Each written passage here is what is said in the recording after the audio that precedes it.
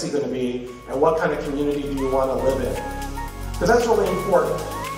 And there have been a lot of things in this particular community and many others, bigotry, or not liking somebody because they're gay or they look different or what they believe in. And for me, if you can't celebrate your life and who you are and be a friend to somebody, you're living in an unhealthy community. And you need to celebrate everybody and what they bring to the table.